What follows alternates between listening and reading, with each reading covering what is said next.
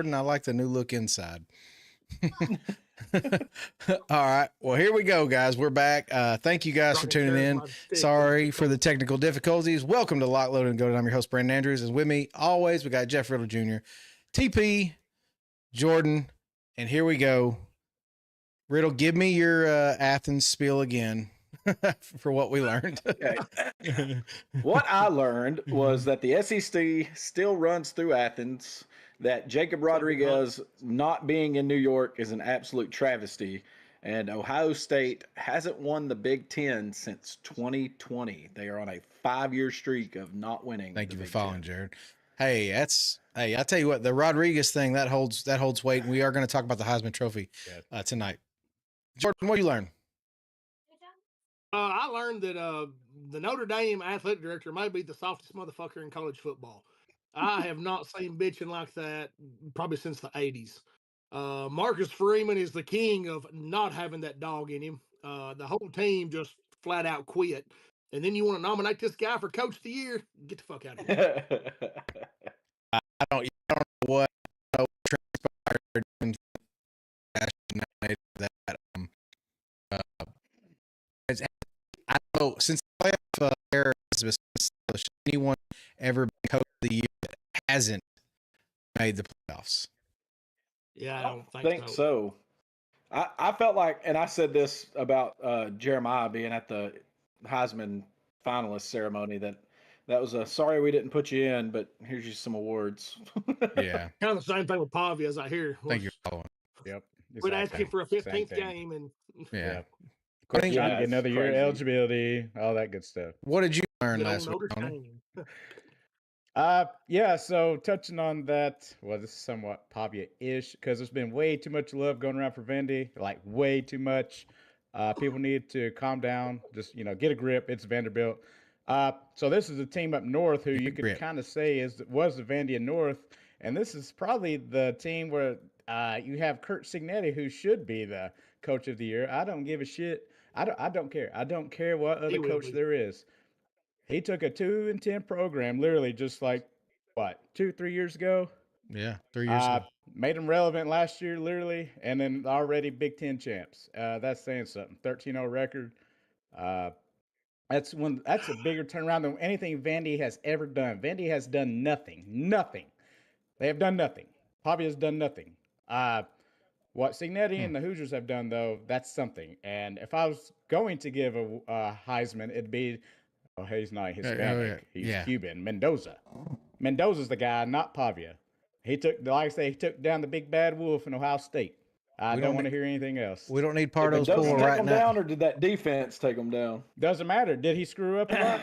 We don't need his hot take yet. I see. No, I don't know if I'm really have hot take because I'm just talking right now. So, look here, fun fact. Tony today goes, I'm not even really mad about anything. I'm not sure what I'm going to rant about tonight. And hell, we don't even get past the opening segment. But anyways, I just want to give some love to Indiana because there's way too much love going around for Vandy, a team who hasn't done jack shit. So let's applaud those Hoosiers up there. A real team. Josh said basic fade routes aren't Heisman material performance. Basic fade routes. See here, C. Jones said the 16 conference championships, only one team that lost and dropped is Alabama. And when you get on our level and you have a fucking tradition, you can do that shit. Oh God! It's all about the brand. Last week the sky was falling and we didn't deserve a spot. Now we don't deserve a spot. We do not deserve a spot. We did not deserve a spot in the playoffs. I cannot help that they put us in. Yeah. I'm not on the committee, but there's a reason why they put us in. Yeah. Thriller. That was an early. Thriller. That's early. Can't even spell Tide. Thriller. That's an early present to me. I've been beating the desk for about 4 years now to fire Tim Banks. So thank you. That's the only thing I'm going to thank Pavia for is finally open up Heupel's eyes to realize, hey, this guy's calling defense plays is not the guy. Yeah.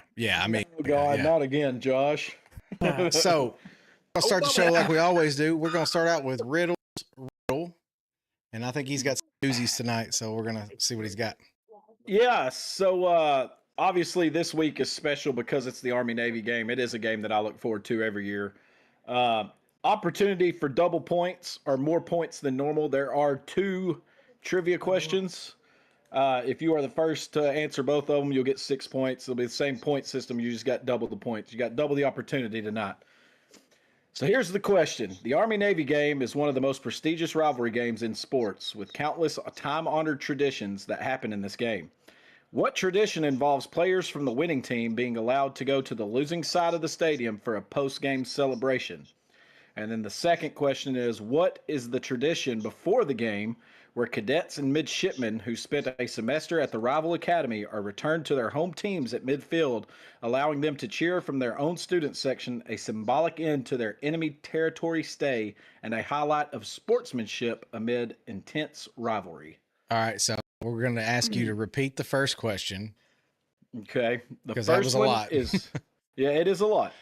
I don't want them Google fingers going quick tonight. So, what tradition involves players from the winning team being allowed to go to the losing side of the stadium for a post-game celebration? And then the second one is, what tradition before the game where cadets and midshipmen who spent a semester at the rival academy are returned to their home teams at midfield? Okay. So there you go, guys. First question number 1. So question 2, Riddle. Oh, I just That did was it. both I of did them them. back to back. Did both. Yeah, I did Oh, them back yeah. to back. Okay. Yeah. I was reading. So the first one is the Yeah. tradition after the game, Uh-huh. where the winning team gets to go to the losing side. The second question is the returning before the game, the returning of cadets and midshipmen at midfield. Okay. So here's the deal. So we were gonna go. We have an itinerary, kind of a little glossary here for us to go by. We're not gonna do that because we have breaking news. Breaking news. Sharon Moore at Michigan has been fired. Sharon Moore at Michigan has been fired, and not only fired, he has been arrested. So apparently he has went off the deep end. Michigan is without a coach, and before we jump into it, we brought this up on the pregame. Michigan job is the most prestigious job that's been available the last year, and it ain't close by any stretch of the imagination. So Michigan's going to be left out to dry. They're going to have to steal someone like Jordan alluded to. We're going to talk about that. I'm going to turn it over to Jordan. He's got the most facts right now. What's out there. Jordan, tell us what you know. I'm not going to say they're facts, but from what I'm hearing, Sharon Moore, I guess, was caught having an affair with his senior staffer by his wife. The guy then threatened to off himself, drove to said senior staffer's house, and then conflicting reports either just showed up there or broke into said staffer's house. That's where he was arrested and then later turned over to a different, police department up there somewhere around. It's a really crazy situation. This kind of broke today around 2:00. It started. Of course, we were all texting like, wow, why would you wait and fire your coach at this point? But I mean, there was no option. You had to fire the guy. Yeah. It's been a pretty crazy afternoon. Yeah. And I'm going to tell you, I don't think anyone anticipated this. Portnoy had his tweet, he got in the shower, came out, and he didn't have a coach. I think this has kind of been a bang situation. I don't think this was planned by any stretch of the imagination. And I think they had to react quickly because at the timing of this, like Jordan alluded to, is absolutely poor. All the big coaches have been picked apart. They've been picked over. Now, like Jordan said, you have to hope to go steal someone from somewhere. Jordan, give us the top 5 candidates. Give us the top 5 candidates. You have to try to hold your roster together because, I mean, you just went through early signing day. And that's why it's got to be quick. All those recruits are now free to enter the portal and go elsewhere. Yeah. I know Tennessee has interest. I don't know if they'll pursue him or not.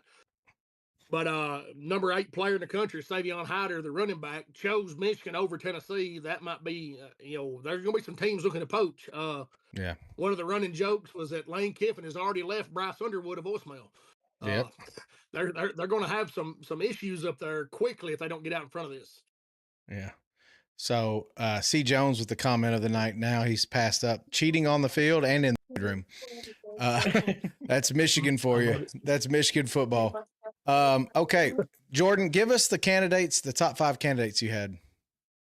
I mean, this is ESPN's list, not Jordan's, but this was just from ESPN. I saw earlier. I'm gonna get it pulled back up. I can go ahead and tell you the number one was Kalen DeBoer. Yeah, number one on the list was Kalen DeBoer. Obviously he was thought to be a potential candidate when Harbaugh left. Had Harbaugh left in a timely fashion. Yeah. Also, his first head coaching job was right down the road at Eastern Michigan. So some loose ties to the area, nothing crazy. Chargers defensive coordinator Jesse Minter. This could be an issue because he is still on a show cause over the whole Harbaugh deal, and he worked very closely with Connor Stallions, so that might shy them away from that whole deal altogether. Yeah, I think they want to move past that. Next up, this is out of what I'm seeing, the one that makes the most sense to me. Washington head coach Jed Fish. Fish served as a quarterbacks coach and wide receivers coach under Harbaugh in 2015 and 2016. The guy's 49 years old. He's been everywhere almost. This one makes zero sense to me. Duke coach Manny Diaz. I don't see Michigan that desperate. And this one's just downright comical. Cleveland Browns offensive coordinator Tommy Rees.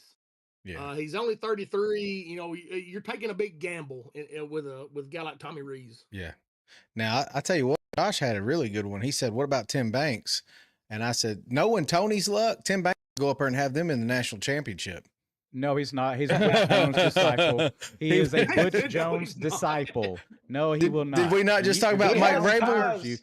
If Butch Jones hires you, no, you're not going to be successful. Tim Banks has ties to that area, though. Yes, he does. He is a Michigan kid. So that's cool. You know who I was thinking of though. Jeff Brom is a great one, John.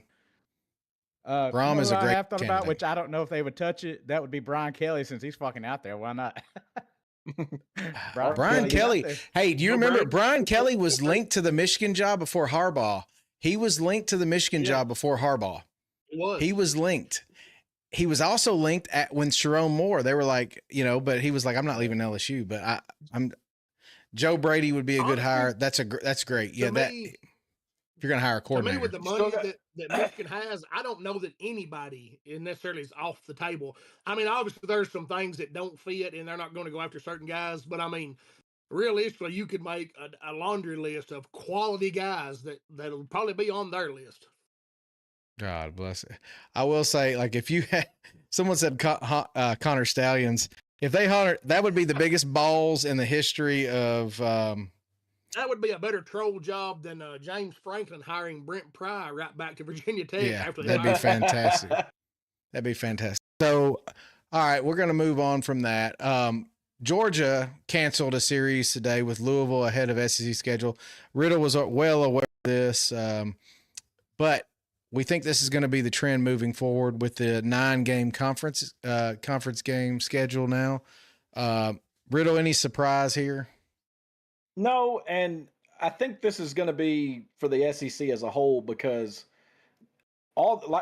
everybody knows schedules are made years in advance. And most of the non-conference games, hell, there's some of them that are 10 years in advance. But now that we're adding a 9th conference game, one of those non-conference games have to be canceled. And if you're any team in the SEC and not just Georgia, why not get rid of the one that makes the least sense for you? Like, Georgia is going to play Georgia Tech every year. They're going to be there. That's going to be one of their non-conference games.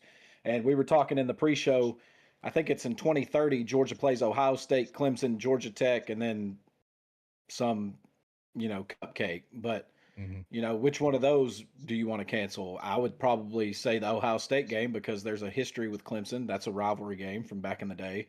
Can't get rid of Georgia Tech. So people will use this as a cop-out that they're looking for easier paths and everything, but we still have to play 9-conference game. And if you've listened to Kirby Smart here recently, he talks about the SEC championship was the 9th SEC game for both of those teams. They were extremely beat up. They were extremely banged up.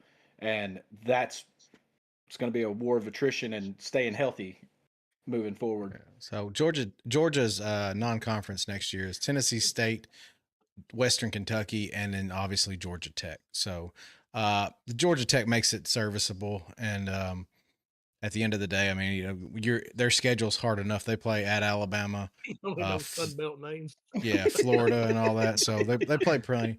But God knows. Anyway, but Florida's going to keep Florida State. Yeah, you South have Carolina's going to keep Clemson. Yeah. Like those out of conference tie-ins, they're going to stay. But it's the ones where, and honestly, the things that have happened this year, and especially Texas coming out and saying they were penalized for losing to Ohio State, which we've talked repeatedly on this show about how that's not the case. A lot of these teams are going to do this. What does it benefit you going out and playing these huge marquee games? And it's bad for the sport, and it's sad for the sport. But, I mean, that's the direction this is headed. Yeah. I agree. All right.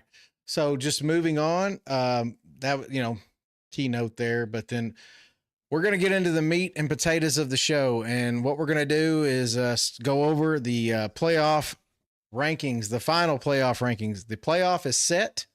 We are not going to make our picks tonight. Our picks will be made next week. We've got to have content for the show next week. But we are going to talk about the matchup, basically who got in.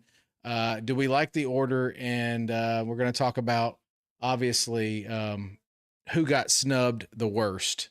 So we'll start with the number one team. There's no disagreement, right? I think we're all safe. Indiana's number one. They took care of that on the field. Okay. The number two team is Ohio State. Back to that big hunt. Yeah. Hold on. What did he say? Oh, okay. Okay. Yeah. We'll get back to that. I apologize. We'll circle back around to that. But Ohio State is number two. I'm going to go ahead and hit the buzzer because I said this on Saturday night. Ohio State does not deserve to be number two. Georgia deserves to be number two. The SEC, winning the SEC still should mean something. I'm giving Georgia a lot of credit. They won in dominant fashion. And at the end of the day, it's still one of the most premier conferences. And Ohio State looked like absolute asshole. They look like absolute asshole out there. Now I know they played a good team in Indiana. I'm not debating that. I am simply stating that they shouldn't be the number two seed. Georgia should have got the benefit of the doubt there. That's my only opinion. So y'all have at it. Do you agree? Disagree?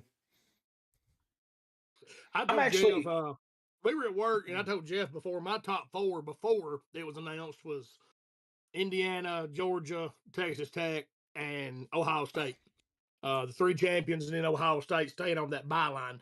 I can see why they didn't do that because that sets up Ohio State, Indiana semifinal, provided both teams handle business. Indiana's already going to be down a defensive end because he got hurt in the post-game celebration, like a season-ending significant injury. Who the fuck does that? I mean, athletes do it, but I mean, I get it. You're excited, but damn, how you going to jeopardize the rest of your season acting a fool? Big Hunt with a great comment. It would have been nice to have UGA at number two to make a possible Carson Beck versus UGA matchup. That would have been must-see TV. I will tell you what, there's a lot of people that have that being the semifinal in the Fiesta Bowl on that side of the bracket is Miami and Georgia, surprisingly. But I'm actually fine with it. I mean, even if you flip-flop those two, they're still going to they're going to be on the same side of the bracket. So I'm not too mad. I mean, you're either going to play potentially if it goes scratch, you're still going to play an SEC opponent no matter which one of those two you're in. And it'd be fair with you looking at it, Georgia probably made out better. All right. And I mean, so we'll see how it plays out, but I'm fine with Ohio State being 2 and Georgia being 3. There's not much difference there. So they're still on a collision course if they win. Yeah. And the way that I'm looking at it from when I say that is you're either going to play Tulane or Ole Miss. Both have new coaches. And Georgia's already beat Ole Miss. So, this like pretty easy road to at least get to the semifinal. So, for Georgia right now, I mean, Georgia should be, I agree. It should be. I'm not going to say it is. Obviously, anything can happen. Apparently Ole Miss's AD has backtracked and has allowed the entire offensive staff that left to come back to coach this game, except for Lane Kiffin. So, they will have everybody but Lane Kiffin coaching in this game. That was their log here. So we get Texas Tech Okay, Thriller, we're going to get on your comment now because we have to. Georgia beat a lackluster Bama who hasn't looked good for a month, basically a one-dimensional team. That is true. They did beat them, but they beat them emphatically with defense that we all were anticipating. If you go back and you look over the course of the all the games that have happened probably the last month, Georgia's defense against Bama was absolutely way more dominant than Indiana or Ohio State. And you can go back over the last 18 years on that if you want to. And there has been plenty of times where Georgia was favored in that game and lost it anyway. So yeah, and you can't just look at the score. You got to look at what happened in the game, the hits, oh, absolutely, the pressure, everything about those games. Belt to ass. Yeah, I mean Georgia put it on us. Thoughts on making the top 25 to 24 and making that the playoff bracket? I mean, if they want to do that, we said before the show, make it whatever the hell you want. Just put the teams in and let's go. I don't give a shit anymore. Yeah, let it be a circus. It's already a circus anyway. It's a circus. So we're just missing the clowns. And do we all agree with Texas Tech? Make it a 64-team bracket and let Florida play. Yeah. If you look at the top 3 defenses nationally, overall, it's Ohio State, Indiana, Texas Tech, and Oklahoma's not in there. Not in the top 3. They're the number 1 in the SEC. Yeah, but they ain't in the top 3. I know. I'm not picking They're only yeah. I'm not picking them to beat Ohio State, Indiana, or even Tech. No, because I meant teams right defense. There. No, their defense is not even close to those 3 that just mentioned. Not even close. Big Hunt, I am a strong advocate for that. I actually have that in my notes. They need to take the human element out of it because when you have the human element, you will always have biased opinions, and they will always go one way or the other. You got to take the human element back out of it. Let the computers decide what the best 12 teams are. That way they're all being judged and based off the same criteria, and the computers figure it out. Now I will give you guys the computers had Alabama in. Oh, I agree with that. But I do too. But they also had a better resume than Notre Dame. But they did. That's the only thing. The only thing that let us get in there is Notre Dame's resume was piss poor. That's the only reason we got in. There was no comparing those 2 resumes. It's the only reason we got in.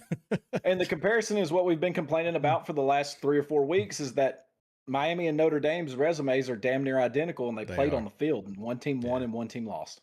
All right, so let's move on. Oregon and James Madison. That is the first game that that's not the first game we're going to get to watch. Bama, Oklahoma is, but that is the 12 seed versus 5 seed. Oregon opens up as a 21.5-point favorite. Do not comment on like who you're picking, but is anyone excited? I'm excited about the social media that came out.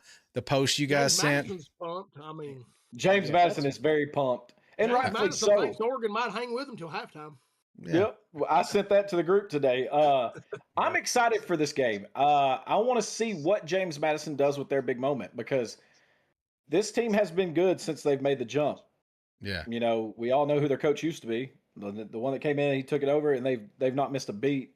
Mm-hmm. They're still competitive. They still play good football. They've got some playmakers. Can they hang with a team like Oregon? I don't know. But huge for them as a school, huge for them as a program. Happy to see them there. They've been in my rankings for over a month now. So I'll say this. They have a chance to make an impact. They don't have to even win the game. If it's competitive, they have a chance to be this generation's Boise State. Remember the Boise State, Oklahoma, the Fiesta Bowl when we did the old what did the Statue of Liberty play? Billy at the helm. Yeah. Bottom line is that could be true. Bottom line is if they absolutely can't make this game close against Oregon, it's going to really make you rethink the group of 5 conference champions. Because right now we all think they're dog water and we wipe our ass with them because they're toilet paper. Well, it's just like the year Cincinnati went and Alabama handled them, yes, but beat the crap out of them. It wasn't like but it wasn't like 50-0. No, they couldn't do anything though. They couldn't do anything against your defense. It was 24-7. Right, and y'all didn't like blow them completely out of the water. Y'all dominated and controlled the game the whole way, like you're supposed to. but it wasn't like a 63-14 game. You know what I mean? My point is it was the equivalent of Georgia beating Alabama this weekend. That's what it was. It was an absolute. They had nothing to do. They could do nothing. So that's a huge compliment to Cincinnati, then. Yeah, I mean, they made it to the playoffs, but they absolutely were way outclassed. I mean, in that game, way I agree, outclassed. C. Jones. Outside of the Indiana game, they haven't been tested much, and it's been such a long time since the Indiana game. Have they gotten better? Have they improved? You know, what's going to happen, you know, if they play Indiana again? I mean, you know, all these things are big questions. That game, if Oregon wins, we're going to say if Oregon wins, that game against Texas Tech is going to be fucking phenomenal. I want everyone, that's going to be a phenomenal playoff. That's the kind of playoff game that excites me because it's not your normal teams. I know Oregon, but Oregon ain't one shit. Like Tony always says, Oregon ain't one shit. And Texas Tech ain't one shit. So, I mean, it's just really exciting to have two teams in there that, you know, really haven't been kind of there ever. But hey, put Tech up right now against Oregon. Guess who's going to fucking win? Because the other team has a physical defense, and Oregon can't. Oregon's a finesse team, like they always have been. They can't handle that shit. I mean, that's just the facts. Yeah, we're not gonna get into picking it though. But next game, I'm just saying though. The first game that we're gonna get to watch is on Friday night next weekend, and it's Alabama at Oklahoma. Alabama is a favorite. Take it for what it's a toss up for the most part. But what do you guys think about the matchup? I actually like the matchup. Like, we've seen it. Yeah, for a Bama fan, I like it because if I'm gonna get a win, I'd rather have revenge. If I get a loss, I get a loss. We've seen it, and we saw it in Tuscaloosa, and this time it's in Norman. The key to that game is whether or not Alabama's going to get healthy or not. That has everything to do with the outcome of that game, because guess what? Oklahoma didn't have to play this past week. Oklahoma's been resting up. They're going to be well rested for this game. They don't have the injuries that Alabama has. Yeah. Whether or not Alabama can get healthy is going to be the difference in this game. Yeah. The good news is I did hear Ty is probably coming back. He is probably coming back. And everyone says he's hurt. So. Everyone says he's hurt, but no one will tell me what's wrong with him. Like it's one of those things where they're saying he's hurt, but it's not like he's injured or he can't play. But everybody has that effect on young quarterbacks. Everybody is. I mean, look at Arch Manning the last 2 years when he went in. He looked like a deer in headlights. Well, they were saying he was hurt. I don't know when. They're acting like he's been hurt, but I've not heard that from anybody at the university, so I don't believe it. But I'm like, dude, you can't just all of a sudden be hurt because you lose a game. I mean, you can't. Right. I mean, hurt pride, hurt feelings. That's what it is. The outcome is they can run the ball. The outcome is can they run the ball? You ain't got to run the ball against Oklahoma. You just don't have to do that. Oklahoma's offense is atrocious. Yeah, but that's the key to the Daniel, that's the key. Not doing turnovers. But anyway, moving on. Tulane, Ole Miss, another game that we've seen, and this game, when we saw it, was an ass beating, an absolute ass beating. 5 scores. And this game, this is 100% riddle. This is the game we're talking about where it's complete domination. One way when it played earlier this season, it was completely. It was an ass whooping in September. It's going to be an ass whooping in December. And there's people that think that Tulane's going to keep this one close because of all the stuff going on. I just don't see that happening at all. Now, I want to ask you this, though. This is the question I'll ask on this game. If Tulane somehow does come out and keeps it close, that should tell you the effect Lane Kiffin had on that team. No, absolutely. And the winner gets Georgia. So, yeah, I'm just going to tell you, Georgia. That AD needs his balls kicked. I don't know what why would you not have a guy who's going to fight for you? Because Lane is about Lane. Lane is going to go try to win that fucking title just so he can have it next to his fucking resume with his name beside incentives. it. Yeah. Hell, he's got a free roll on this Ole Miss team now. LSU agreed to pay for his incentives that he would have got at Ole Miss. I mean, but I don't even understand why you wouldn't Ole Miss put yourself in the best situation. Right. And I agree with that, but playing devil's advocate here, that AD knew that Lane Kiffin had ulterior motives with staying. He was going to try to get as much of his staff to go as he could. He even said that when they were talking. He's like, I'm going to take everybody with me. Like he was making threats and everything else. And as an AD, you have to stand your ground at some point. There is a line. There's a lot of stuff that we'll never know exactly what was said or how it went. I see both sides of it. I said last week there's blame on both sides there. But I understand why the AD did what he did. Is it the right move? Probably not. I understand why Lane did what he did. Was it the right move? Absolutely not. So there's fault on both sides. And the only thing I'm gonna say, Riddle, is if Kirby Smart for some reason tomorrow decided he was gonna go coach the Titans, would we not all expect him to take his staff with him? I mean, right. I would. At the end of the year. Yeah, I would. I mean, at the end of the year, 100%. It's just like the year Dan Lanning went to take the head coaching job at Oregon. He still coached through the national championship game, and then he went because Georgia let him do that. Mm-hmm. And yeah, okay. Well, it doesn't matter. I think we all agree it's going to be an ass whooping. It doesn't matter. So the next game that we're going to talk about, this one's intriguing. It's Miami. It is at Texas A&M. At Texas A&M. Jordan, what do you think about this game? Depends on which Carson Beck shows up. This game could be really good. This game could be an absolute blowout. Honestly, it could be a blowout either way, depending on which Marcel Reed shows up. Quarterback play is going to dictate that matchup.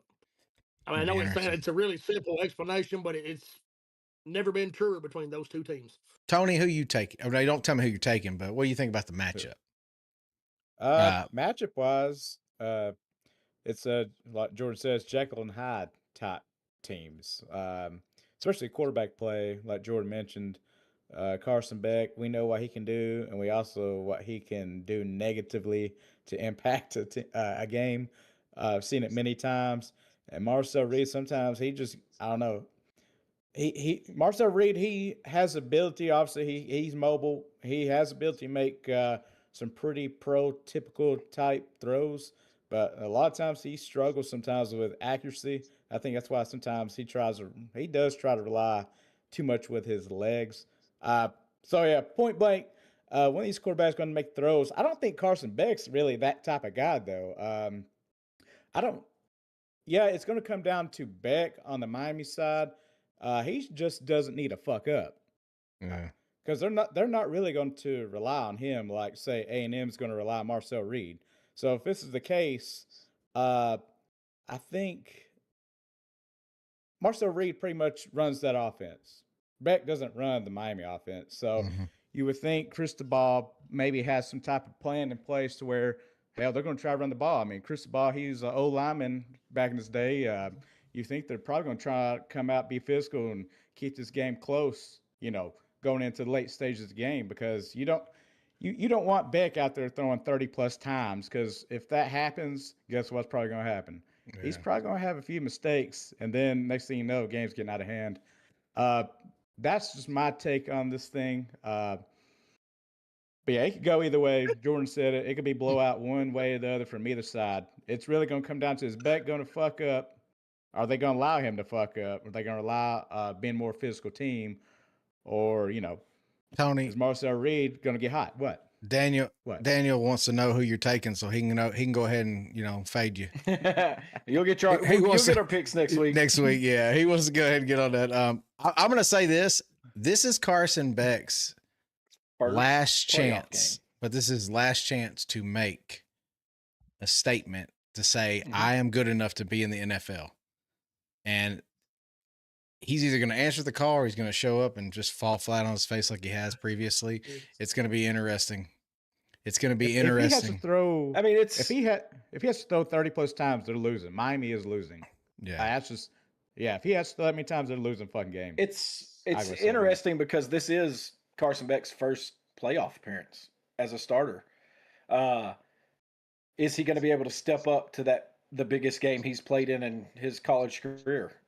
And then also they got some young receivers. Are they going to be able to step up when the lights are the brightest? So it's a very intriguing matchup. Might be the best round one matchup outside of Norman, Oklahoma, obviously. But I still think this one might be a better game than that one ends up being.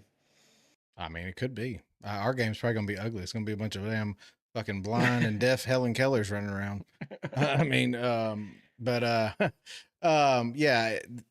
the playoffs.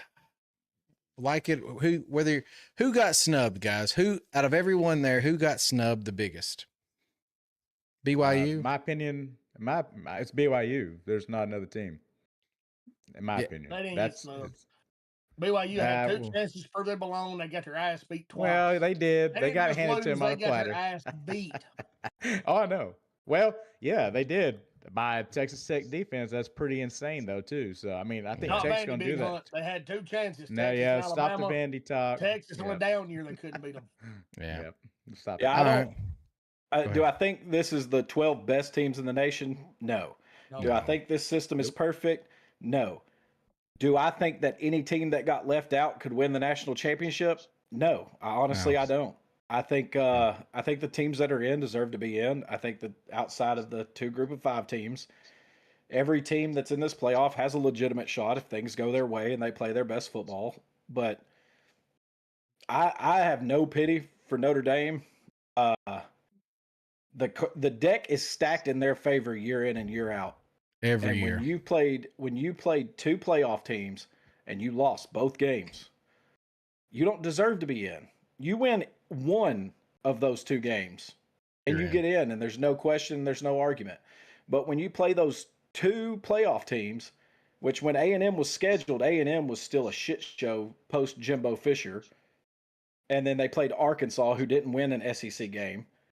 They want to talk about their Power 4 wins. Well, it's against the bottom of conferences. That's who they schedule. Now, I know these are scheduled in advance, but they try to set it up that way. Mm-hmm. And I have no pity for them. They can be mad all they want, but it's falling on deaf ears here. They can't be mad. They get over that bullshit. That AD is a puss. Be mad. You had a chance. You had 2 games to win. You lost both of them. Yep. Yeah. Suck it up, and man. their AD. So that's the thing. The 2 games that was, meaningful against pretty good teams, they lost. And Big Hunt mentioned if Notre Dame did join the conference, they wouldn't be in the situation. You're right, because they're probably about 4 losses on their resume. They're in the ACC in every other sport except for football. But I will say this: if they were in a conference and they finished 10-2, let's say they were in the Big Ten and they finished 10-2, I think they'd be in. On name alone and the fact that they were in a conference, I think they'd be in. I think the fact that they have an independent schedule that is a joke. It's a joke. I mean, if they were in the Big Ten. Right. Let's not talk about the language that we all found out about this past week. Oh, yeah. Moving forward. Have hockey, I'm fairly certain. But no, about if they finish, so like next, if the standings were the exact same way next year, Miami would be bumped. The head-to-head would not matter because it is in the language that if Notre Dame is in the top 11 or 12, they are guaranteed a spot in no matter what. And I think that's 100% bullshit. Absolute dog water. So they have no reason to gripe, complain, or whine. They had an opportunity to prove it on the field. They didn't. Have you seen their schedule? The deck gets even more favorable for them moving forward. Their schedule next year is terrible. Right, but they got rid of historical rivalry games. Yeah. They did. Michigan State, guys like that, to make room for, the bottom of the ACC when they made this semi-move to the ACC. So, and I think they've played Clemson once since they made that move. If y'all want, when they make this move, they agreed. They had a set agreement that they could use the ACC bowl tie-ins for anything under the playoffs, basically, and that's how it's played out. If you'll remember back to 2020, the ACC saved Notre Dame that year. Notre Dame was not going to have a football schedule to play that season. The ACC took them in, let them play in their conference. They got to the championship game. They got donkey slapped by Clemson. Yep. So here we go. It's not like the ACC hasn't been accommodating to them. Yeah. 2026 was the Notre first Dame good run Notre Dame's had. Yeah. 2026 Notre Dame football schedule. Bottom line is, you go ahead and mark them down if you want easy money, even easier than Tony fading him. Bottom line, take Notre Dame making the playoffs because here's their schedule. Wisconsin Badgers, the Rice Owls, Michigan State Spartans, Purdue Boilermakers. Hey, they put Michigan State back. Yep. North Carolina Tar Heels, Navy Midshipmen, Miami. Hey, there's one. Hey, there's a good game. Boston College. Boston College. SMU, who they struggled with this year. Yeah. Syracuse, Stanford, and last game they have is USC. Out of It everything sounds like there, almost an identical schedule except for A&M and Arkansas, aren't there? potentially two ranked games the whole season, potentially, and Miami's losing a ton. Mm-hmm. I mean, it's absolutely atrocious. They're going to be in the playoffs, especially with the guarantees they got. My biggest fear with the way this committee did, and they screwed some things up. Miami should have never been behind up, Notre Michael? Dame, and then the fact that they waited until the last week to do that, it's a bad look. The fact that it took moving BYU down after a conference loss to make that head-to-head matter, but yet Alabama was the first team to lose a conference championship game since in the last 3 years that didn't move. I understand why they did all those things, but it looks bad. It really does look bad. But the NCAA is on the cusp of losing control completely of everything. You got the NIL that's getting out of control, the transfer portals getting out of control. Now you've got this committee screwing things up, and every team, it seems like you turn around and another one's opting out of bowl games. Bowl games aren't mattering anymore. Conference championships are losing their value. Like, this governing body is slowly watching it unravel at the seams, and they've got like one chance to turn this around, and they need to fix it. They have no Be honest with you, I balls. don't feel bad for them. They ran this shit into the ground, and those seeds are they're reaping what they sowed. Bottom line is, we talked about this at work. College football is an absolute fucking shell of what it used to be. There's no passion. There's no commitment. There's no pride. There's no anything. And bottom line is no one has ties to anybody. Sport. It is. It's still the greatest sport. It is. But we witnessed the golden age of football, and we witnessed it something when it meant something to have pride in your team. And when you went to Georgia, you were a Georgia Bulldog for life. When you went to Alabama, you had the fucking tattoos. You do, Riddle, but you got a lot less of them. Well, I agree. Because but I mean, so-and-so doesn't start, he's going to leave if he thinks Kirby does a good job. So I'm not knocking y'all's program. I'm just saying there's no loyalty. Notre Dame, USC, that's a big rivalry game. The Jewel Shillelagh, that one's going to stay. That's kind of like the SEC and their out-of-conference rivals. Those games are going to stay.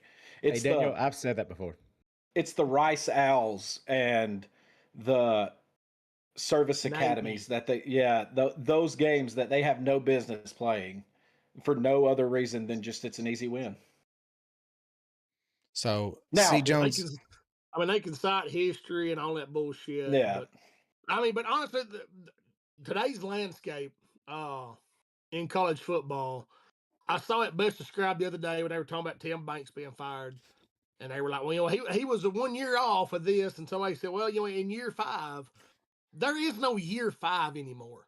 With the portal, with NIL, every year is a 1 year run. It's a 1 year off. Guys are leaving. Troy Aikman come out today and said he would never contribute NIL to UCLA again. Said he wrote a check to a kid. The kid stayed 1 year left. Didn't even give him. Who was that kid? So much as thank you. He would not say. Who was that kid? Dante Moore. He would not say. It was Dante Moore because that guy went to Oregon. He said, I didn't even get a fucking thank you note for this. Like, didn't have to cut you a check. Cut you a check. You felt so fucking entitled. You cashed it, and then you left. C. Jones, I've been saying that for the last couple years. We all wish they would do that. You get graduate transfers fine because you've got your degree. You can choose to go play elsewhere. You get one transfer, and then if you do more than that, you have to sit out a year, just like it used to be. You need to be penalized for leaving.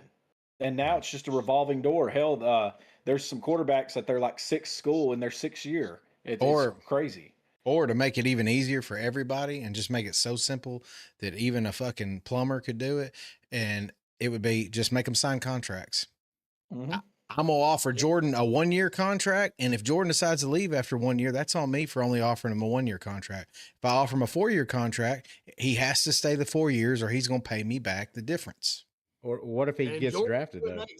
Right now, well, okay. Well, a draft, there's going to be exclusions. Obviously draft clauses will be put in place, things like that. But I'm saying like there should be contracts. It should be that simple.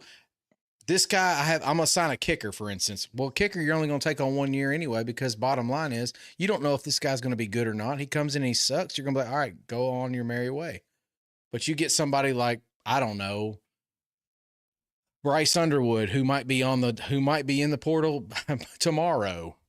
Bottom line is if he would have signed a 4-year contract with Michigan, well, he couldn't go anywhere. He is bound to that school. Him and X number of dollars. Offense could be scary. Oh, he would be scary. He would be scary. Josh said, "Sorry, boys, phone died after all the Googling." No, it's all right. So, C. Jones, they can't cap the NIL, and the reason they can't cap the NIL is because you are not allowed to limit what a player can make on his own name, image, and likeness. That is exactly what that's what they would have to do, is what the legislation said. Yeah. What'd you say? Make them employees. Yeah, if they make them employees, then it's CBA. It's a CBA all the way. NIL should be contract based. If it's broken, a player should have scholarship pool. NIL should be contract based. We agree. And bottom line is, if you don't live up to that standard, they're supposed to be doing this with some sort of research committee. I don't know how honest that is. I mean, bottom line is there's loopholes. I think this Georgia case is going to play big into this moving forward. I mean, the kid went to Missouri. They paid him $30,000. Now they're suing him for $390,000 for the balance of that NIL deal they had tied with him. So depending on how that plays out in the legal system, could really change the landscape in the future.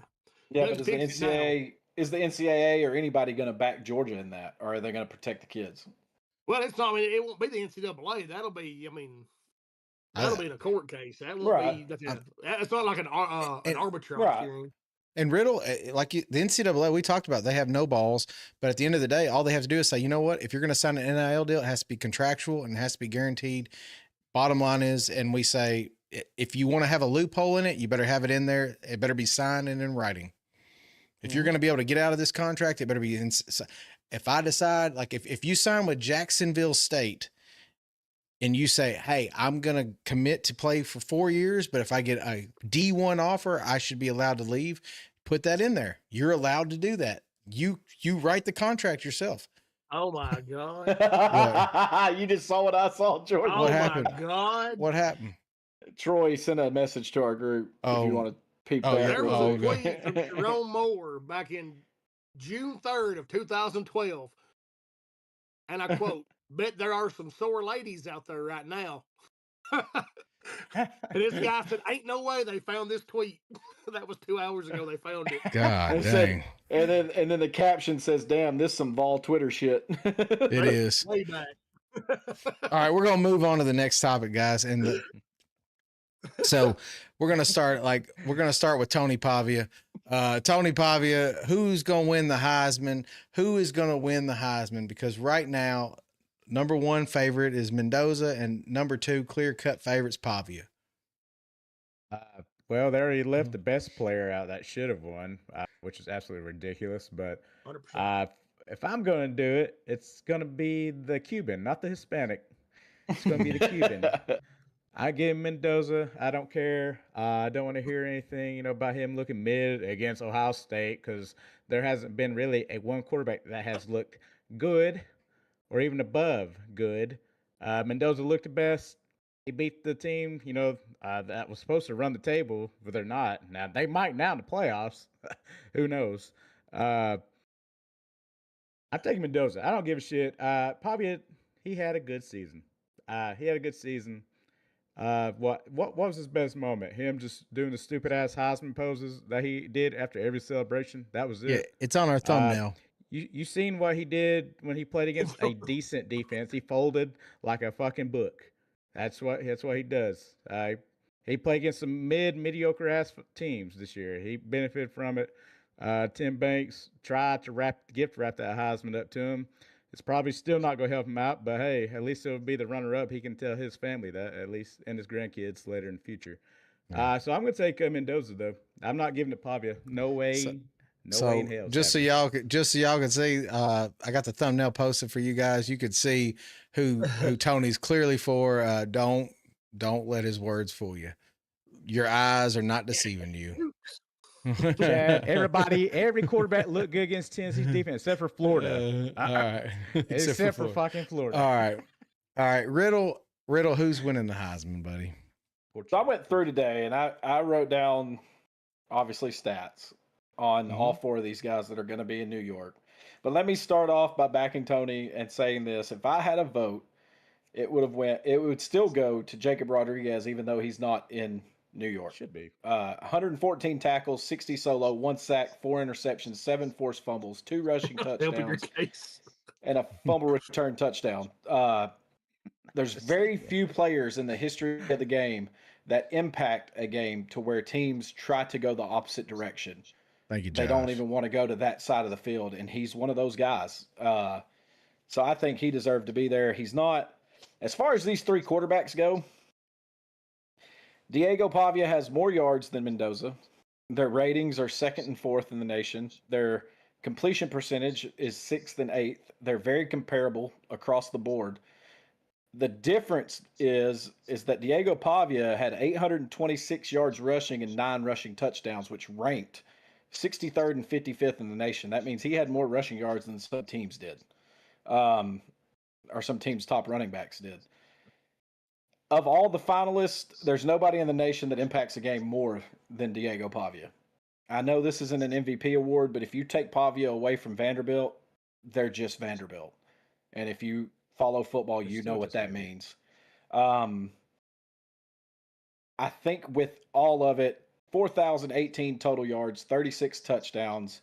He's in the top 15 in every passing category. The rushing yards, 10-2 for Vanderbilt, leading them to something they've never done before. Diego gets my vote. But what was his Heisman moment, though? I thought we talked about this earlier. What are these Heisman moments? What is this Heisman moment? What? 6, which 7 one of touchdowns these? Kentucky? Well, which one of these quarterbacks had a Heisman moment? Hell, Mendoza's been part of 2 now. Against Penn State? No, it shouldn't have even been in that position. It doesn't matter. The Ohio State winning your conference and being undefeated at Indiana, to me, is a Heisman moment. I agree, but to me, if you put any other quarterback on that team, they're the exact same. That defense is that good. Their receivers are good. Their running backs are good. It's not just him. Vanderbilt, it's just Diego Pavia. So I'm going to say they played this. a tougher schedule. They played tougher competition, and he did more against better all year long. Will Greer is saying hello from Florida. He obviously had 3,800 yards, and he wasn't even considered to be even a good QB that year. So this is a down year for the Heisman. This is a down year for the Heisman. I absolutely agree with that. I said if I was a voter and I got to cast a vote, I would vote for a guy that's not even there, first and foremost. Yeah, I agree with that. Me too. Rodriguez would have got my vote. Started that. So this is what I want everyone to think about. Ashton Genty last year had 2,600 fucking yards rushing and didn't win the Heisman. Because there was a clear-cut player in there that was clearly the best player in college football. Yeah, it was unfortunate for Genty, too. It was unfortunate for Genty because we hadn't seen a player. Yeah, he balled out in the season where Travis Hunter, who literally played both sides of the ball, made an impact literally both sides of the ball every fucking play. The problem is if Genty's in this class right now, he's the really only one getting invited to New York. There's nobody else even going to show up. It's going to be him. Yeah. It's just sad. That's why I said, this is honestly a down year for Heisman talk. It is. It really is. Sad. It's bad. Okay. It's bad. Jordan. It's bad. So Riddle's casted his vote. Who are you voting for? Who are you? If you got to pick. Yeah, like I say, this is. I mean, I saw something on Facebook talking about having 2 Hispanic players leading the charge. Yeah. And hell, the best Hispanic player didn't even get an invite. Let's just be honest. Like Jeff and Tony said, Jacob Rodriguez, best player in college football this year. It's not close, but didn't even get a fucking invite. This is a terrible, terrible Heisman class. Hell, this is going to be a terrible draft class to the NFL this year. I think we can all agree on that. Mm-hmm. Let's face it, the Heisman is a damn popularity contest. That being said, it's been odd this year that ESPN hasn't really pushed anybody late. They made some pushes for guys early in the season. Those guys fell flat on their faces, and then they just got tight-lipped about it. If Pavia wins, it's not going to surprise me. In my opinion, I think Mendoza to me is a little more impressive, taking what is historically the worst Power 4 team in football and has them undefeated, sitting number 1 and a chance to win a national title, having already won a Big Ten title. I don't think Indiana's ever had an undefeated season. No. But I mean, you can go back to the days like when Paul Hornung won it at Notre Dame, and Notre Dame was 2-8 that year. Tell me that's not a popularity award. When Christian McCaffrey got snubbed, popularity award. My vote would go to Mendoza. But I mean, like I say, I'm not going to be. You won't see me crash out like some on the panel might. Should Pavia win this? Here's my question, though. Here's my I'm not question gonna against crash Mendoza out. before you say yours, Brandon. Yeah. Is if Kurt Cignetti's not the coach of Indiana, do they have this success that they have? No. No, I mean he's probably still at Cal. Right, and so 100%. do he's they still a high level quarterback? I mean, do they still win the Big Ten and go undefeated if Cignetti's not there? I doubt it. So Vandy has Derek Mason. Right. So now, but that's the same. Apples to apples, because you don't Right, have the but same then- team yet. But then, if you have any other coach at Vanderbilt, does Diego Pavia still do what Diego Pavia did? Absolutely No, I not. think so. No. Absolutely I don't not. think he does. He's the Clark only thing they Lee- have. He leads Clark the Lee team put in him in rushing. He position. leads the team in The only passing. defense is only good. thing The that- defense is good The for only them. reason They're that not Pavia great. has any kind of success is what's his name? The damn OC Yeah. that was his head coach in New Mexico. You're telling me Derek Mason would take that Vandy team, they rehire him a heartbeat, and it's going to be the same Now, type Riddle. thing? I think he's a good quarterback. I think he's a good quarterback, a good college quarterback. And I think, would he be more successful than Derek Mason had success when he was there? Absolutely. Do I think they'd be 10-2 fighting for a playoff spot with Derek Mason? No. I mean, maybe, okay, let's just give it the benefit of the doubt, playing devil's advocate, maybe 9-3. They had a defense this year that actually kept them in games. And They they didn't have ranked that. 11th in the SEC. Yeah. Vandy's defense was 11th in the SEC, and Yeah, they they won weren't 10 nothing games. special. They But- won 10 games. And why did they win 10 games? Diego they're- Pavia. Plain and simple. So, like, Like I say, I mean, like I say, this is a weak ass class. That's why they It is. go around I in don't even want circles. to talk about the Heisman. It sucks. yeah. Like I said, Jacob- they left the best we're- player off. Yeah, I was about to say, we're all in They agreement did. that Jacob Andrew makes Rodriguez a should have good won point that. right there. Without Clark Lee, does Diego Pavia go to Vanderbilt? He could still be in the land of enchantment down there in New Mexico State. I mean, but Riddle, you're like, so Vanderbilt, his defense is just as good as Texas A&M's. The same points per Texas game A&M, allowed. Their total defense, Texas A&M is 5th. Vanderbilt is 11.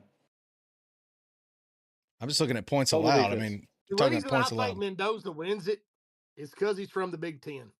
We know that SEC hate exists. We know that SEC hate is real.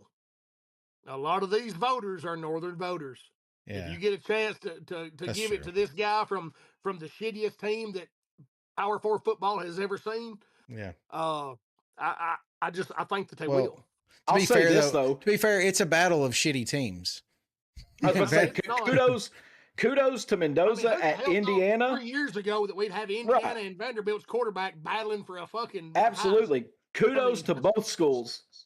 Kudos to both teams. Kudos to both of them for even being here. But Jacob Rodriguez deserved to be there. This year, Yeah, we would Jacob be in this Rodriguez. situation. Jacob Rodriguez was the best player in football. There is no Jeremiah doubt. Love ran for half the yards Genty did last year, and he's there. Yeah. He should not. And he be didn't there. even catch the ball. I was looking at his stats. He didn't even have a bunch of receptions this year. He had 280 yards receiving and 3 touchdowns to add to his rushing stats. He had Dude, that blew my 1,652 Well, total they gave it yards. to Derrick Henry like that one time. Couldn't catch Cole. Blows my mind that Love got the call to go to New York for this shit. Like I couldn't believe it. when Yeah, it I couldn't released. either. I seen Love's name on there. embarrassing to I the couldn't Heisman either. committee. Well, Giving him they- that call over Jacob Rodriguez. Now here's the thing, and here's the thing too. I don't know what the rules are for the Heisman. I am not a Heisman rules You can, specialist. if you're a voter, you can vote for anybody. but Yeah. all I'm going to say is this: you would have been better off leaving Love at home and only bringing 3 QBs to save face, because at some point you're reaching for something that's not even there. It's not there. It's like the coach of the year. It's hey, sorry you got left out of the playoff, but come to New York. Hey, we'll give you nice to make you feel better about it. Yeah. But I will say Heisman's are won. They are won in key moments. We all know this. RG3, for instance, is the last probably non-playoff QB to actually do something, and it was because of that Oklahoma win that he was able to. They knocked off Oklahoma, and it's like that's what's going to boil down. Vanderbilt's biggest moment this year, what, maybe Tennessee win, stamping their fucking balls on Tony's Tennessee Vols. I mean, you know, Tim Banks. Thanks, Tim Banks. But Manti finished second. Yeah, I thought he won the Heisman. No, he was second. He was runner-up. He was runner-up, and it wasn't even that close to runner-up. Yeah, he was a runner-up, but it wasn't that close. Votes because his fake girlfriend died of cancer. The two, the two comments they all felt stupid was, for that. And Thriller brought up a good point. He said, if Ndamukong Suh didn't win, it ain't going to happen. We talked about that. Yeah. I have said that. That is the best defensive player performance in our lifetime. And then Daniel Wilson came in right after and said, we can't leave Notre Dame out of everything, guys. Yeah. I mean, I don't know, guys. I mean, like, I'll forget about the catfish thing. Let's all go back and let's just remember there have been players like Bruce Smith, Derek Thomas, Reggie White that have absolutely that have absolutely scared the opposing team's offense off the field. David Pollock. David Pollock, American at Georgia, and these guys were not even considered. Hell, BYU made a whole game plan to stay away from him. And I'm saying as good as Jacob is, these guys were Hall of Fame legendary players that absolutely were not even considered for the Heisman. That should tell you all you need to know. It's supposed to be the best player in football, not a popularity contest. So we'll see what happens. We've all not the best player on the best team. Yes, I remember ESPN making a huge push for Manti Te'o when the Heisman. I think that's why I was thinking he won, because the girlfriend. Oh, I agree, Josh. I remember all this shit now. Remember the best player, like it not being the best player on the best team, that just comes to mind. RG3, when Baylor was 9-3 or 8-4 and he won it. And that was like, to me, that was like one of the only times that you saw a guy that was like, man, he's special. Yeah. I mean, well, I guess you can make the argument for Jordan, I brought that up last year, but I brought that up just a second ago when I said his key moment was that Oklahoma win. When they knocked off Oklahoma, stamp, there's the Heisman. And that's it. That was his moment. The same moments don't exist for either candidate, because I think it's down to a 2-man race right now, but I don't think that same moment exists. I think winning the Big Ten title, if he would have done it emphatically, I think, yes, Mendoza, clear-cut favorite, but he didn't do that emphatically, and thus Pavia has a leg to stand on. Yeah, I seen it. Charles Woodson won the Heisman. That's a defensive player. He won because of his return and one game. There's a legendary clip that is on my TikTok talking about Charles Woodson winning the Heisman that Jordan had last year. If you go to my TikTok, you'll see that. And Jordan's right. Peyton got robbed that year. Yeah. So Thriller says Johnny as a freshman, you saying he wasn't special? I mean, so Johnny as a freshman, he had a moment. What was that moment? The Bama game. Yeah, exactly. Oh, God damn. And the deal is, Cam Newton had a big moment. It was the Bama game. Came back. But be fair though, Cam Newton dominated college football. Cam Newton's stats were absolutely. He brought Auburn back, and the fact that he was the only player on his entire offense that played in the NFL any kind of significant stats just tells you how good that kid was. Cam Newton's stats were that of legend. Cam Newton is a college football legend. I mean, that's all there is to it. Okay. Johnny did have Mike Evans. All you got to do is throw it up and throw it up with a prayer. Okay, we're gonna move on. We're gonna go to our one. Peyton never did beat Florida. You're right. RG3 had. We're gonna do our one key matchup of the week, and this is probably the the game that a lot of people look forward to the most, and it's Army at Navy in Baltimore, Maryland. I always thought they played this and they played in a few different locations. Didn't they play in Philly most of the time?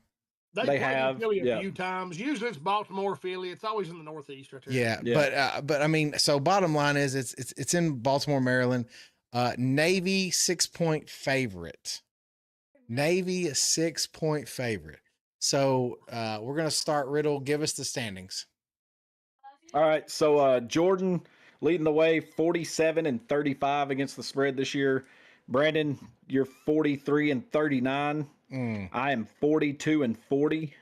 Bets for last, folks. Listen up. And Tony has made a comeback. He is the first person to 50 losses on the year. He's 32-50.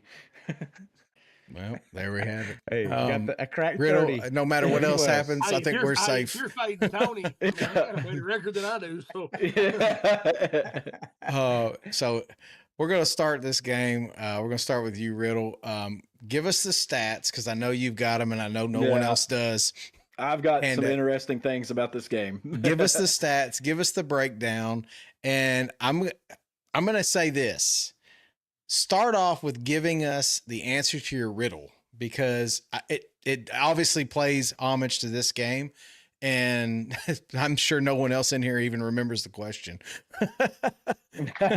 We did have, I got to find my paper now. Holy crap. I know we saw some answers, but there were correct answers. This is the moment to share it. So the two questions were, what tradition is after the game where the winning team being allowed to go to the losing side of the stadium for a post-game celebration? That is called honoring the fallen or sing second. And then the tradition before the game where cadets and midshipmen who spent a semester at the rival academy are returned to their home teams at midfield. That is called the prisoner exchange. And we did have correct answers. Google was nice to some people tonight. Josh got both of them first. Chad got both of them second. And Big Hunt got both of them third. So Josh is now at 30 points. Big Hunt is second at 23. Chad has moved into third at 21. And Dees is fourth with 20. Yeah. Okay. Dees has basketball every Wednesday. So he's kind of, he's fell out. So, okay. Well, Riddle, now give us the stats for the game. So obviously this game's been played 125 times. This will be the 126th meeting this year. Navy leading the all-time series 63-55-7. This game has been nationally televised every year since 1945. Obviously this is the last of the three contests for the Commander-in-Chief trophy. 10 sitting presidents since 1901 have attended this football game. These two schools have produced 6 national champions, 61 All-American, 5 Heisman winners. Both have all-time winning records and both have winning bowl records all-time. My breakdown for this game is Army started this season with a loss to Tarleton State, and it looked like it was going to be a very long year. So kudos to them for getting to 6-5, getting bowl eligible, winning 5 of 7 after starting the year 1-3. So kudos to them. Navy is 9-2 and just missed out on playing for the American Conference Championship. Blake Horvath is back. Daly is not for Army. Horvath has very similar stats to last year. Not quite as good this year, but very similar. I think he's going to be the difference in this game. I've got Navy -6 in this one. And before we go on, a comment was made that I need to absolutely kind of like touch on. So Chad says it's a helmet game. Give me Navy with the points. If y'all haven't seen the helmets, they are fire. Well, those of you that haven't seen the helmets, by God, here they are. So it's an honor to they're honoring the USS Constitution. And honestly, this game really does produce some very, very beautiful uniforms.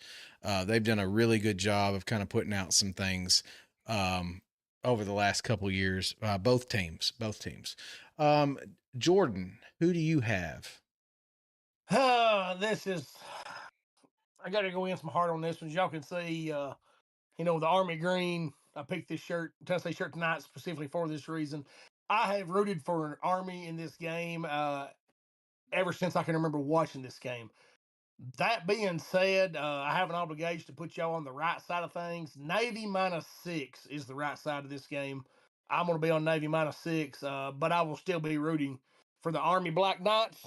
Go Army, beat Navy. Tony, what do you have for us? Yeah, God, who knows? It's a rivalry game. This is a true rivalry game. I mean, this. I know we speak on that bullshit a lot about it's rivalry game. Anything can happen. Hell, and I thought last year, Army was going to go in and walk all over Navy. That wasn't the case. Never is. Now, yeah. The Now, but I under, mean, for real though, I thought they this would. game, the under, I want to think is something like 19-1 to the under in the last 20 years. And this total is always set right around the mid-30s. Hell, I mean, obviously, if you go by look at the record and all this other shit, Navy's the far better team this year. Fuck y'all. I'm gonna be opposite. I'm going Army. Give me that +6. I'm not gonna keep this. He said. I'm breaking the chains. He said, "Fuck y'all." And I know Navy, like I said, they are. I think they are the better team this year, but fuck it, I'm going Army. I'm pretty sure we thought Army was the better team last year. Navy absolutely blew the doors off of them. Exactly. That's what I was saying. I thought Army would, beat them pretty handily, but that wasn't the case. Navy. I mean, this is whatever they wanted. Like Tony said, this is a rivalry game in the truest sense. None of these guys are getting NIL. None of these guys are getting paid. None of them are going to the league. After the game's over, they're all going to be brothers in arms.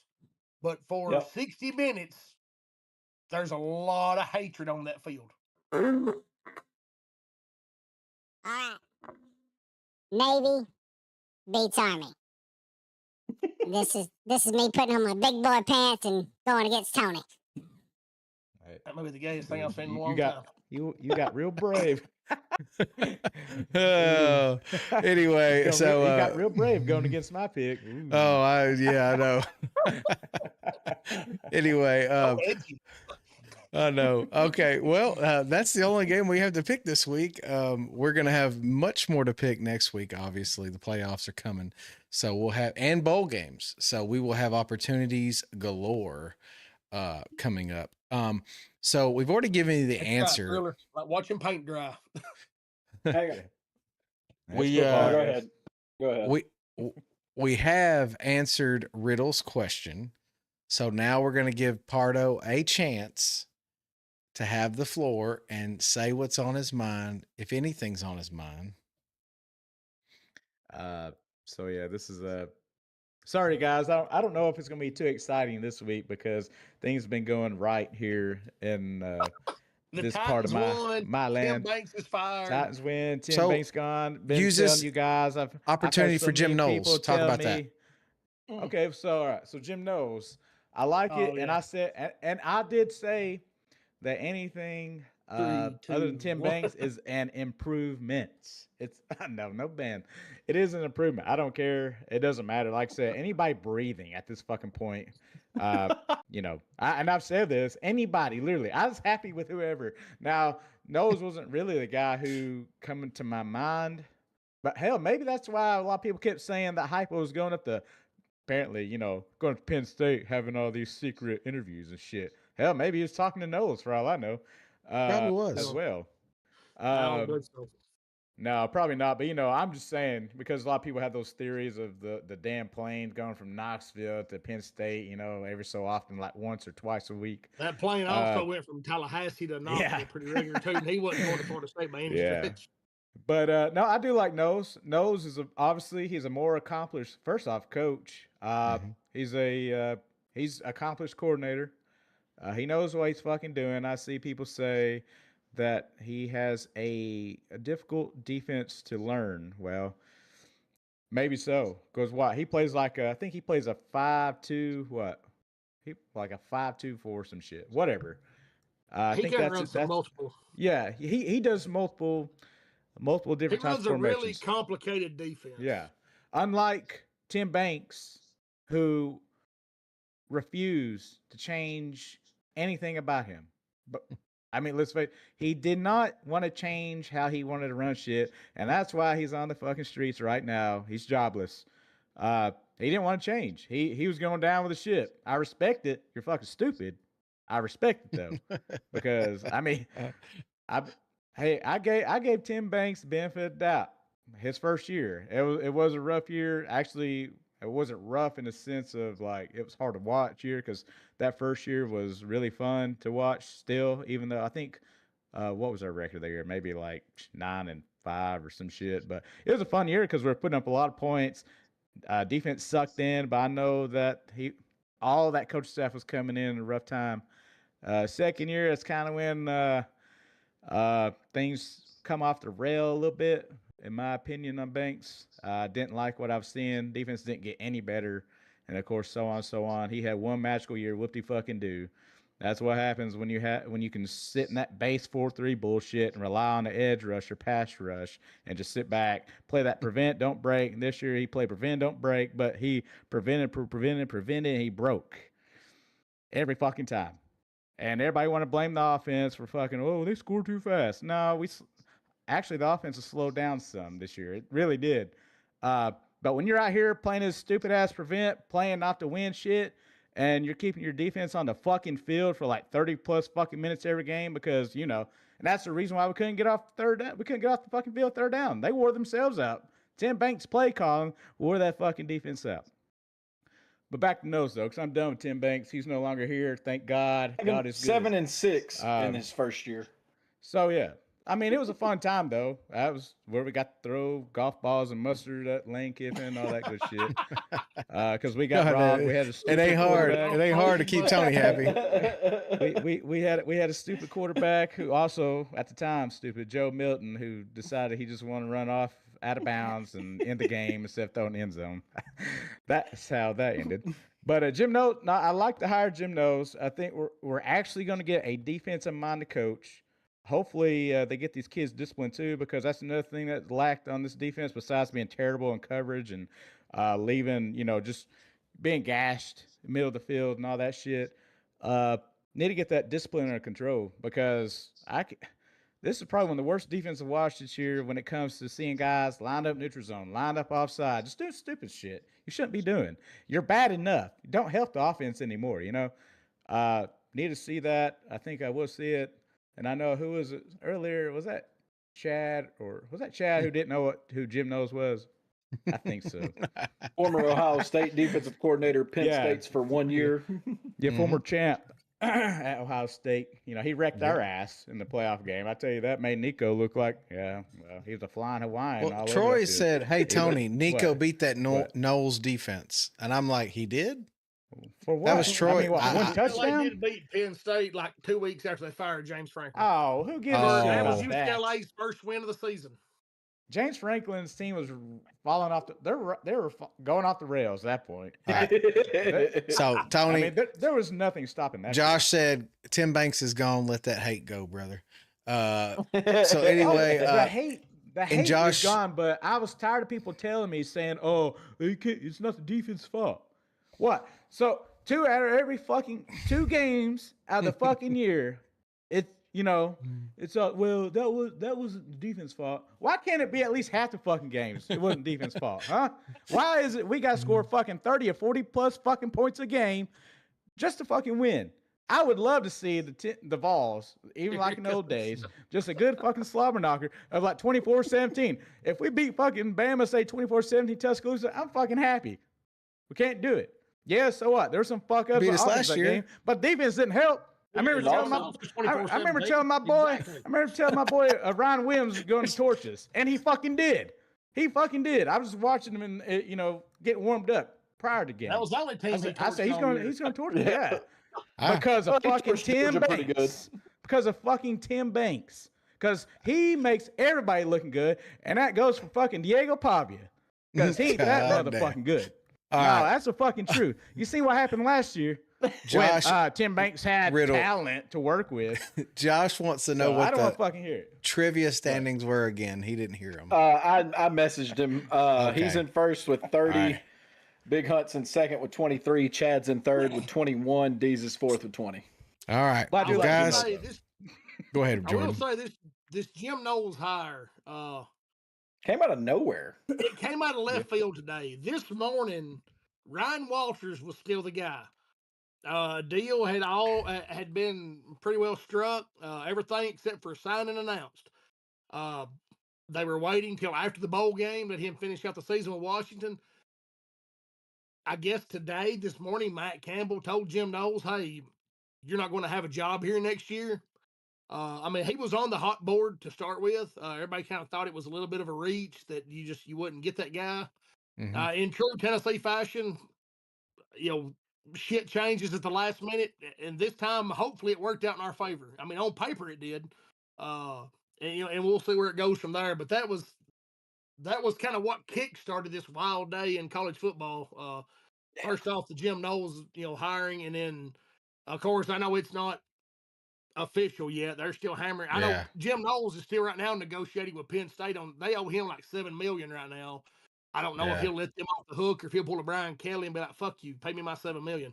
But I really feel like that it was kind of one of those deals where he was like, "Oh shit, I don't have a job. These guys into DC, I know there's mutual interest here," and it moved quickly from that point. Yeah. So the only thing else, I'm still trying to find out exactly what happened. I mean, because luckily Ryan Walters hadn't left Washington. It wasn't like he just got hung out to dry on this deal.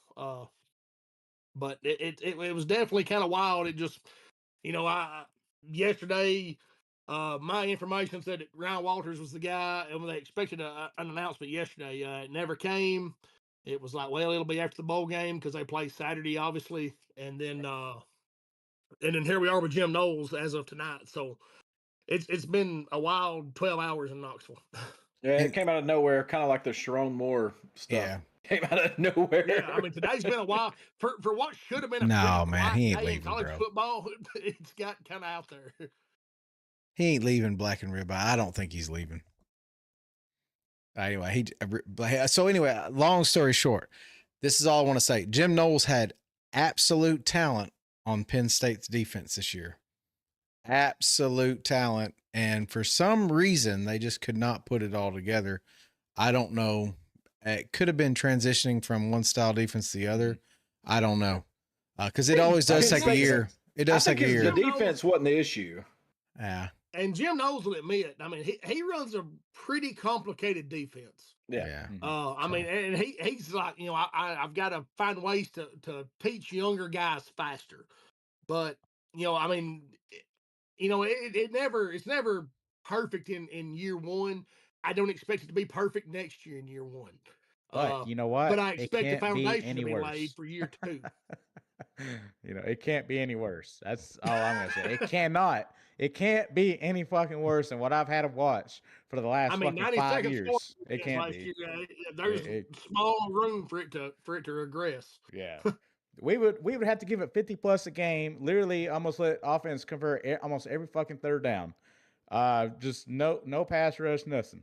I mean, that and once again, we were terrible at stopping the run this year. So I mean, what?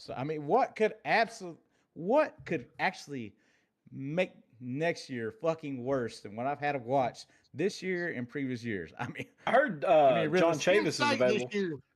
Merklinger starting quarterback for Tennessee.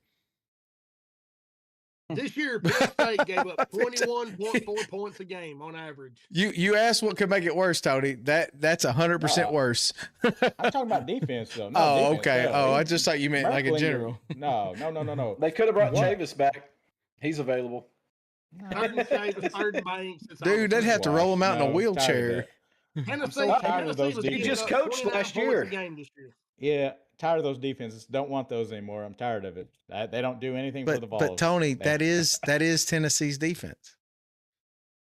Not anymore. It's not. I mean, that's it. It's gone. That's not, Tennessee. No, Tennessee is a bend, break, and give up all kinds of points defense.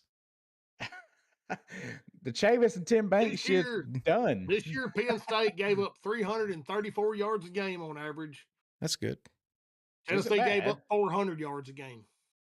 Oh, it's definitely an improvement. I mean, yeah. I mean, it's going to be a stark improvement. Maybe, like I say, there'll be some growing pains, I think, year one. But once he gets some of these guys and they learn what he expects from them, And I mean, right now we don't know about the staff either. Like, I mean, we knew that Ryan Walters was going to bring Barry Odom's brother with him to coach inside linebackers. I mean, like we Barry. kind of knew. I like that. Even what they were bringing. He was bringing Brian Odom with him. You know, Tony, I know, was not a Martinez fan. He was going to be gone because I'm not. Yeah. But I mean, we're not even real sure at this point what his staff will look like. Surely I Jim will know know. better. I know what Tony's looking forward to most next year, and that's Little Mendoza taking over at Indiana. Alberto Mendoza. That's my boy. No, That's my boy. First name is All right. Alberto. Big Al. Guys, Big Al. we're gonna wrap it up. That's gonna do it for us tonight on Lock, Load, and Go. Thank you everybody for being here. We will be back on Saturday to celebrate Diego Pavia's